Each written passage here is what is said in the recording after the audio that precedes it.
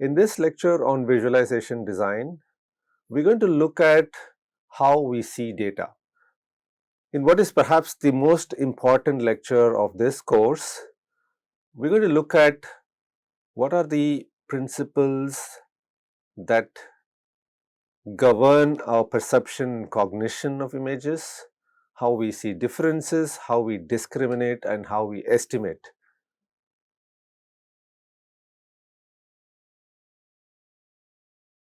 So this is essentially what visualization does. Okay, visualization helps humans solve analytical problems quickly and accurately. Okay, there are two things here, that they should be able to do it faster. Okay, what causes delay? Confusion. You're thinking about it, you're figuring out, you're solving a puzzle, right? You're doing some other activity than the primary task at hand, which is to solve the analytical problem. Okay, and then accurately. That's the second attribute of good visualization, that you cannot afford to make mistake, or you cannot design something that will cause the user to misinterpret or misread. Okay, and because they will end up arriving at the wrong answer, right? Because this is essential. Okay, so two things we are trying to do always. Okay, quickly and accurately.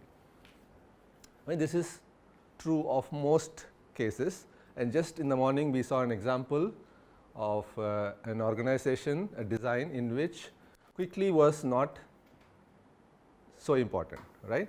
Because we sacrifice quickness for something else, right? Something that is higher, more meaningful to the Vietnam War memorial, and therefore quickness was not the. But by and large, in most business settings, in most communication design, most advocacy, these are the two things you are trying to do with visualization. Okay.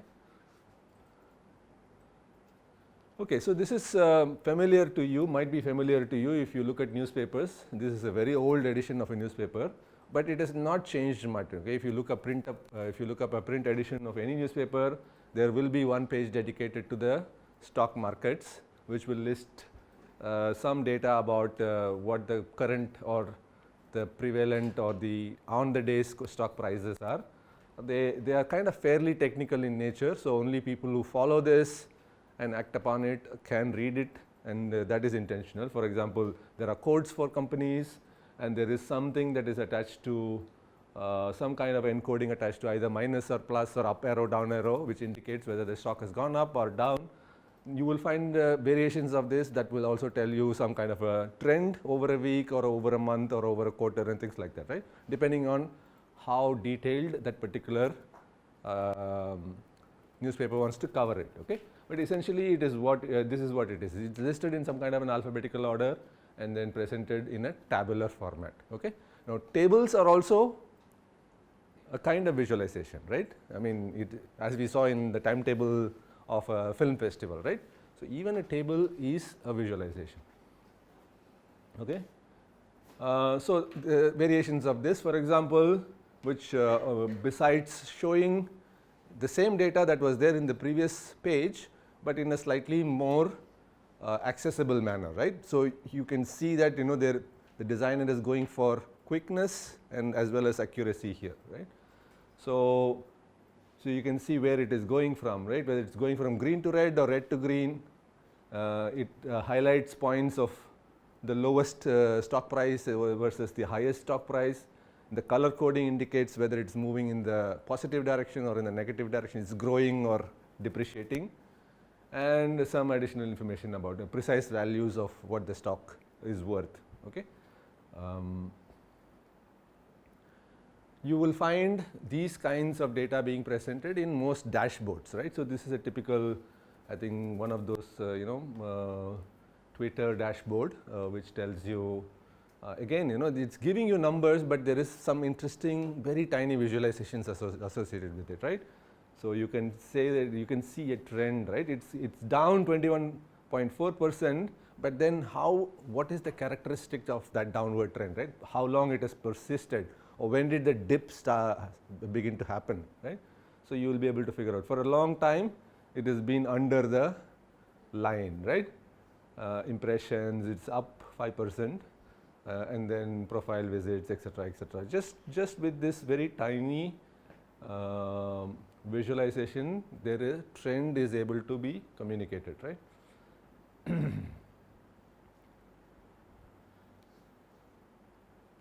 So this is a medical chart. So you can see progressively how it gets better, right? So this is purely textual and number. Now you can add a trend line to it. Okay, so these are called trend lines. Okay, so it gives you a more it is more informative, right? You know, you can make better decision with it. If you are a doctor looking at this, rather than knowing what your whatever is the measured value at the point of measurement, you know, it is useful to know how it has fluctuated. Is it fluctuating a lot? It has been always steady. Might tell something to a professional physician.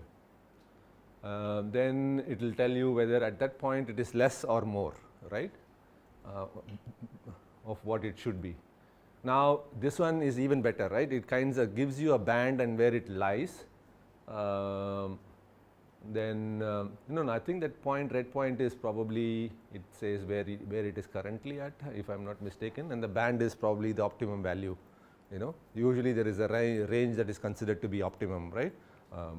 And then anything above that is higher levels of glucose, and then anything lower that is a lower level of glucose. Okay, so these are visualizations, right, that help you to access that information faster. Okay, hopefully it will also help them to read it correctly and make as less mistakes as possible. Okay, now these are 24 coordinates on a xy plane. Now just by looking at this table, okay, can you make out any sense of what it is representing? Can you find, just by looking at numbers, is some kind of a relationship that you can derive?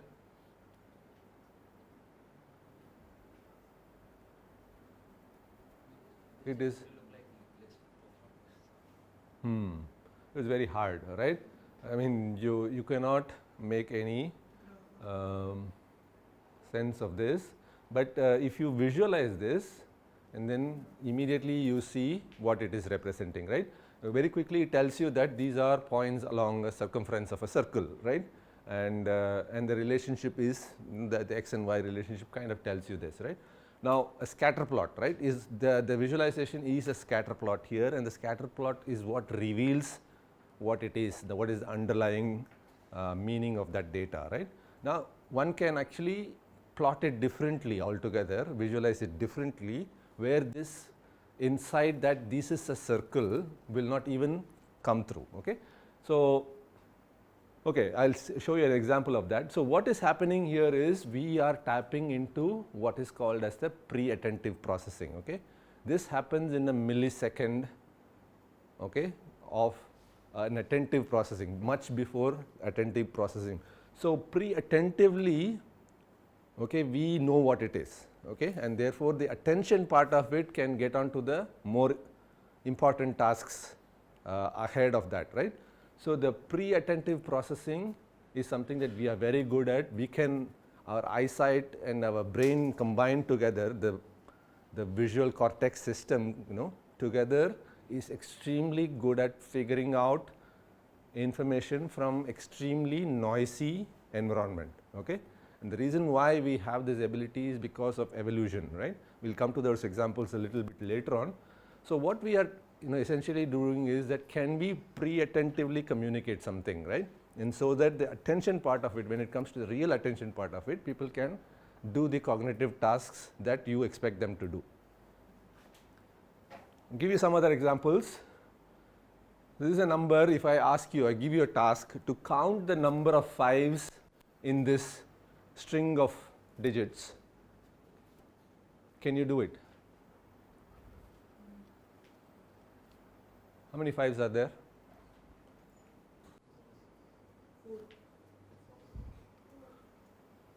4. Any number?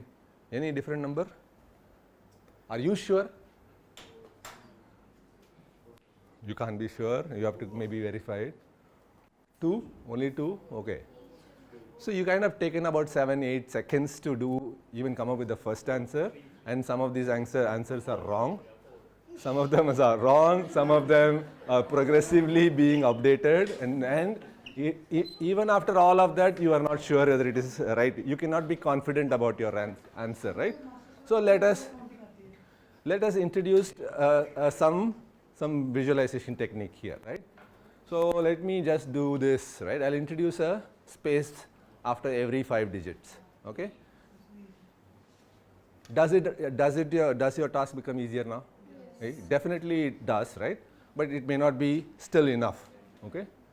So what it allows you is to just kind of check off every 5, and then you kind of know that you finished with this first chunk, second chunk, third chunk, okay? Now you can be fairly more confident about your answer. Even better would be something like this, right? If I just only highlight the 5s, and there is basically pre-attentively you can tell me the answer, okay? So this is what pre-attention does to you, right? You don't even have to think towards it, and you can be 100% confident that your answer is correct, okay? In both the previous cases, the level of confidence is going to be different. Okay, so a graph, okay, is an encoding of data, okay? So essentially this is data and this is the encoding, okay? Like I said, if you take the same data and encode it differently as a line graph, okay, giving x value one color and y value another color, you might end up with a visualization such as this, where the insight is entirely lost, okay? So here is where you should know what is the most. So most of the time when you are in the exploratory mode of even discovering the insight for yourself, therefore it is essential for you to try out multiple visualizations, okay, in order to even know what the insight is, okay? Sometimes you know what the insight is, and therefore you know what kind of visualization is appropriate. In an exploratory phase, or if you are creating a tool for people to explore data, okay, then it becomes necessary for them to explore it in multiple ways, the same data set, right? So what a scatter plot tells you might be very different from what a line chart or a bar chart or a pie chart will be able to tell you, right? So it is very important. So you need to know the right visualization for the right insight. Good visualizations optimize for the human visual system. This is what we are going to be spending the next part of the lecture, is that understanding how the human visual system works. Okay, we saw this example, okay, this is called, I mean we didn't see this example, some of you tried to do this in your first exercise for the class, right, where I gave you a simple timetable of a railway timetable of 2 trains and asked you to express that visually, right, from a table translate it into something, represent it visually so that it becomes easier for people to understand it, right. Now this type of chart was invented by this guy called Murray, so therefore it is called as Murray diagrams. They are not very common in visualization because nobody seems to be using them anyway, but this is a fantastic tool, okay. And look at what they have done. So this is nearly, in fact about 135 years old chart, okay.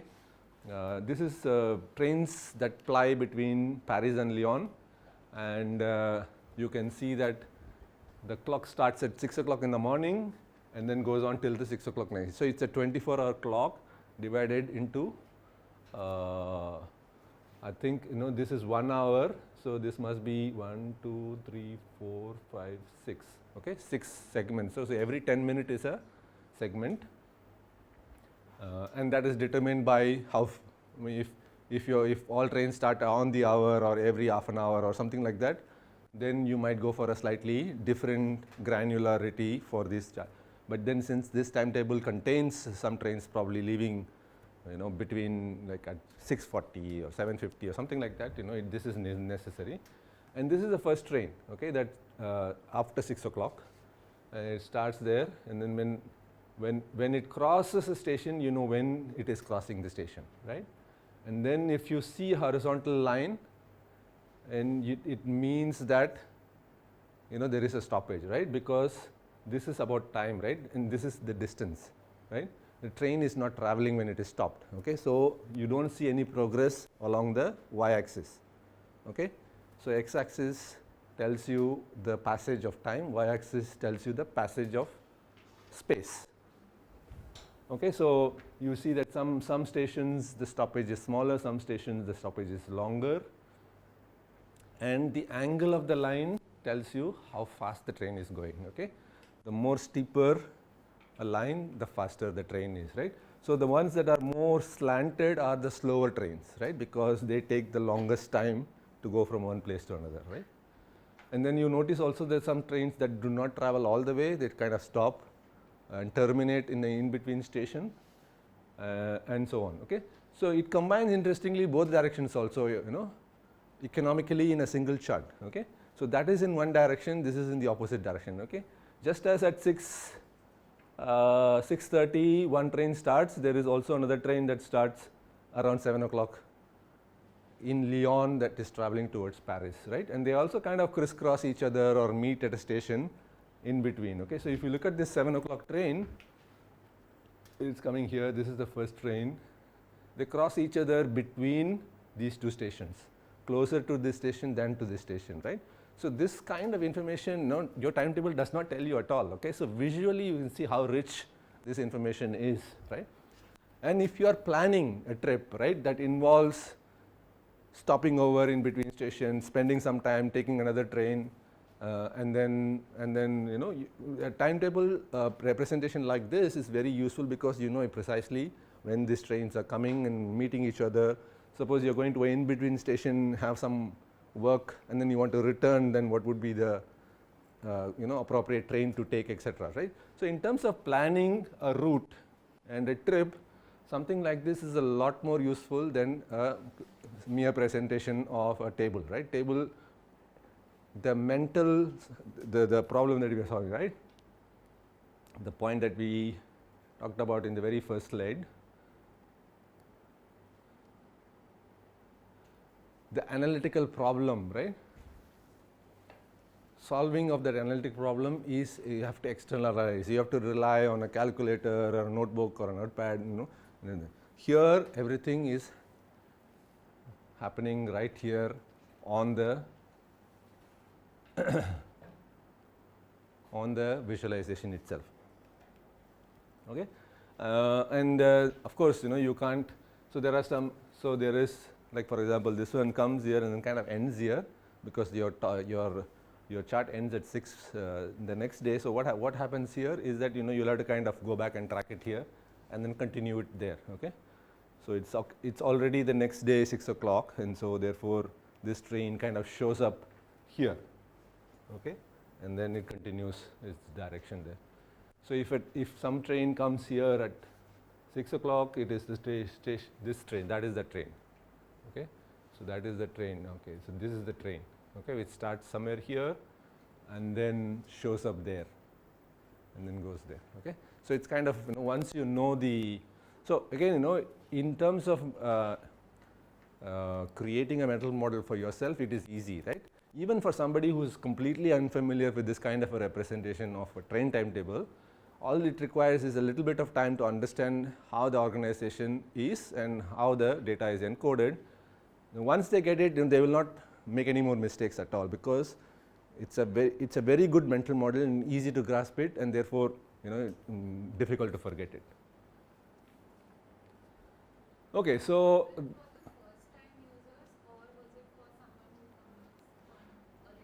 it could be for anybody, any train traveler. You know, even it could be for a first-time traveler. It could be for the level of use that somebody will put to will depend on, you know, their ability to read and you know and use this chart like that. But I don't see how it is going to be different for a first-time user or a. But I think this was a common practice to represent train timetable charts around that time. Okay. So people would have been familiarized with the idea of seeing the timetable in this form. So I think most people will know how to read a chart like this. But what I am saying is that even for somebody who is unfamiliar, it is not such a very hard chart to figure out. Okay, so this is this appeared in a scientific journal which publishes some findings about some estimates about the relative survival rates of cancer based on where they occur. Okay, so these are the various types of cancer: prostate, thyroid, testes, and so on. And then the percentage of survival rate and the standard errors are such as this. Okay, so prostate cancer, surviving up to 5 years, very high, and then after 20 years it falls down to only about 80%, 80% survival rate is, but still it is good for a cancer such as that. But there are other cancer types which have very poor prognosis, right? So I take for example multiple myeloma, right? Within the 5 years chances of surviving is only about 30%. After 20 years it's much less, okay, only have a 5% chance. Okay, so if you have lived with this cancer for about 20 years, your chances of surviving past the 20 years is going to be dramatically lower. Okay, many of them are kind of steady, right, starting from 94, kind of 88, it is not so much of a depreciation, right, so on. How do you think this has been organized? It is not alphabetically listed. I think from the best survival rate to the poorest survival rate, right? And then not according to any column, only according to the last column, right? Because only the last column seems to be descending, right? The 5-year column? Oh, the 5-year column, yeah, sorry, the 5-year column, according to the 5-year column. Okay. So how can we make this better? Can we introduce some visualization to make it better? Okay, without altering too much of what the table looks like. Now this one, you can see that there is a lot of editing that has gone on into it. The first editing that you notice is that the decimals are being rounded off. Okay. Now you see that the chart, it's kind of visually cluttered. There's just too much of visual noise there because of the numbers being represented as a thing. Okay, so this is something that as a designer you will have to consciously do. Can you round it off to a number? Okay, but you still have to maintain some decimals. Then how many decimals you can keep, right? Okay, so just because your table is available, accurate to the value of 5 decimals, it's not necessary that you have to use it as it is, right? Because you are adding a lot of visual complexity by adding these extra decimal points, right? So at some point of time you have to make a choice. There is that, okay, I am going to limit the numbers displayed to only 2 decimals or 1 decimal, not even anything, right? So those kind of choices the designer has made here. And then it also shows how dramatically or not the survival rate happens over the 20-year period, right? So as I said, the larynx, for example, there is a dramatic drop, right? Every 5 years there seems to be a dramatic drop. While on the other hand, in fact, thyroid has a slightly better, it goes up, right? Now those kind of insights are not immediately available here, right? Just by introducing one single visual variable, you are now able to both show how dramatically things are happening. Is it falling down or is it improving or staying flat? Okay. This is going up. Okay. If you survive until the 5th year, actually your chances of surviving up to the 20th improves. Okay. That seems to be kind of an outlier. Not many have that. But mostly, this is kind of 95, 94, 91, 98. Fairly a straight line. These ones. So this one is an interesting one. You see, 55 to 49. After that, it is 50, and then remains at 50, right? So it seems that the first 5 years is the most crucial. So surviving, if you survive the first 5 years, then the prognosis seems to be good. Okay. Now I'm not a medical expert. I don't really know how to read this data, but I'm just speculating on all of this, right? So look at this. Okay. Okay. Dramatic drop, and then a kind of a more steady line, right? So these are called slope graphs. Okay, slope graphs are very good at showing the ranking, but also the rate at which the ranking go. So one of the common uses of a slope graph is when you want to show ranking over a period of time. Okay, you will notice that in league games such as English Premier League, IPL. So at the end of first week, second week, third week, and all, no, you will see the positions, right? So you will see some good teams kind of always are at the top, right? Despite whether it is first week or the final week, right? They maintain their, maybe they drop to the second position and then they go up and all. There could be some teams that actually start at the bottom and then steadily improve and then suddenly shoot up, many kind of things, right? That now tells you how the entire season has unfolded before you. Okay, so you will see how the ratings change and then how rapidly that change has happened. Okay, this is kind of similar to that. One more thing that they have done is they have also completely ditched the error rate, right? Now that error rate might be very crucial to read how about this thing. So some of them have higher error rates, some of them have lower error rates, and probably that has to be there in order to understand that data, right? So for example, the first one, right, only 0.4% error rate is there. That means that it's a fairly accurate number, right? But when it is something in the range of say 2 point something or 2.5, I saw one number there. Okay, 2.5, that means slightly. So that number you'll have to take it with a pinch of salt, is what this table is trying to say. But for whatever reason, for the kind of communication objective that they had, the designer felt that it is all right to round off the number and it is all right to remove the errors, and still I want to produce a chart that kind of is helpful. So these are choices that you make. These are the editorial choices that you make. Okay. This is another version of a Murray diagram. This is the timetable for the Java railroad line created in 1937, and it is written extensively by Tufte in his book Visual Information of Quantitative, Visual Display of Quantitative Information, the name of the book. Okay. Now this is not a passenger facing timetable. Okay. So this is meant for the railway authorities who plan out schedules, and then especially goods trains don't have a fixed schedule, right? It's all based on supply, demand and supply, and many other resource factors that they have to consider. Okay. Unlike these days, where the trains run on electricity or diesel, those days it was all about steam powered engines, right? Coal. So what does it mean? That is that for the entire stretch of the journey, the supplies have to be replenished along the way. Okay, both coal as well as water. Okay, and not all stations are equipped to do this supply.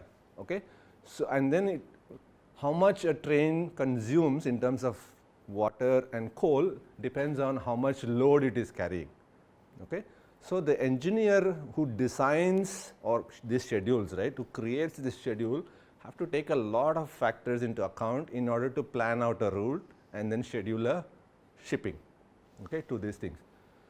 Now this becomes even more critical at times of war. Okay, so this was produced by the Dutch, and then during the Second World War, the Japanese took over Indonesia. Okay, and then you will find both Dutch as well as Japanese annotations on this mark, right?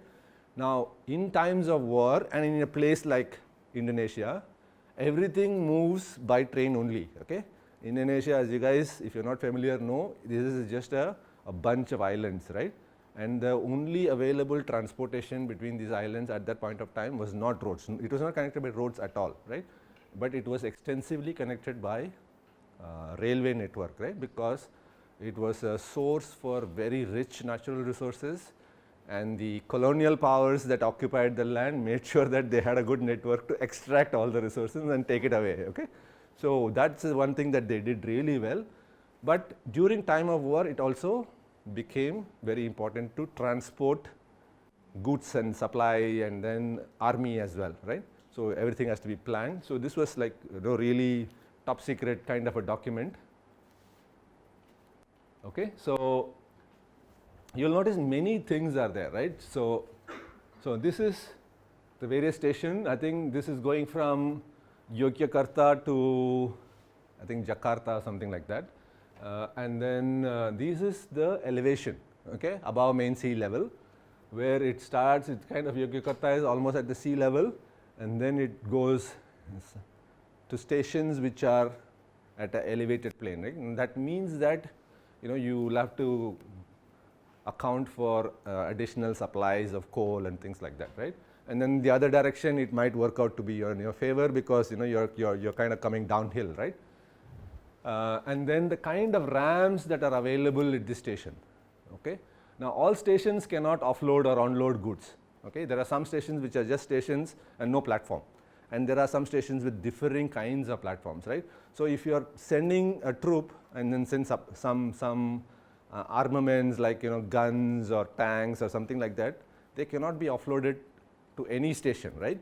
So you'll have to figure out which station is the closest station that has the facility to offload your goods, and yet it is traversable to the position that you want to send to, right? All kinds of, you know, things come in. So it's a really complex map, but extremely done. So these are some of the close-ups of the parts that I wanted to show, and these English ones are, you know, translated by Tufti, okay? So that's a cross-section heights in meters, then there's the percentage of slope, minimum radius. Sometimes, you know, the engines have to be turned around, right? And therefore, no, I think there are radius of the lines. I think they take into account that also. Distance, maximum speed possible. What is the average speed available in that section?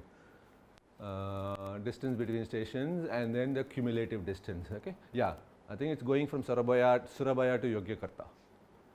Okay, so that's the first station, and then, you know, it kind of starts there. Similar, it's a Murray diagram, and this is the diagram for the platforms, the platform detail, what height it is there, and, you know, and all those kind. And these are iconography to represent. So this is water supply, this is something else, I don't know what it is, right? And this is the kind of loading blocks or unloading blocks that is available at this point, at this station. And then at the bottom there is also a very interesting encoding for the type of trains that ply. Okay, you can see that they have used only two visual variables, but combining them they have come up with a variation of possibilities, right? Again, these are completely abstract, but over a period of time one can understand it, because one can form a mental model of how this is encoded. Okay, now this is not meant for passengers, like not meant for first time casual users. This is meant for professional route planners who are sitting in a room in a railway station, in a headquarters railway station, and they are going to be using this day in and day out, right? So over a period of time they will all be completely trained, and they won't need this legend to read a particular symbol, right? You notice what they are doing, a very clever thing, right? So there is a version of the encoding with no additional encoding here, right, to indicate super express, express, passenger, mixed and special, right? So you add this square for a seasonal. So you need to only know that seasonal trains contain this square, right? And then this slapped onto this will provide you with this one, right? And then irregular is by a dot, special is by a cross, right? Now these three additional visual variables combine with these primary variables to produce all of this. Okay, and there is a system, and once you understand the system, then it's easy to interpret.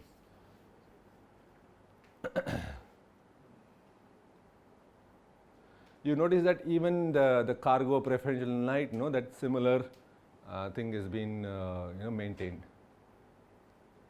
Okay, so we also, I found this example very interesting. Can you tell me what this is? Yeah, cross section of a tree. Okay, and these are the rings, right? The tree rings, right? And what are these tree rings? The years, right? Seasons, I would say, right? So every season it grows up by a little bit, becomes fatter, and then leaves the ring, and the next season it grows bigger and bigger and bigger. So if you slice the tree stump across, and this is what you will see, right? But then it contains some very valuable data in it, which is the size of the rings, right? What does the size of the rings tell you? How the season was, right? Was it a dry season? Was it a bountiful season, right? So the more rains, more favorable conditions for growth, you will see the fattest ring, right? That means that the tree has had enough nutrient supplies, water, and therefore, so this will directly correlate to seasonal data that you might have, right? That you might have collected, right? So the thinner ones are this. So you see a successive droughts. These are probably droughts, right? Very closely packed lines. The tree did not grow by much because it did not have enough water, right?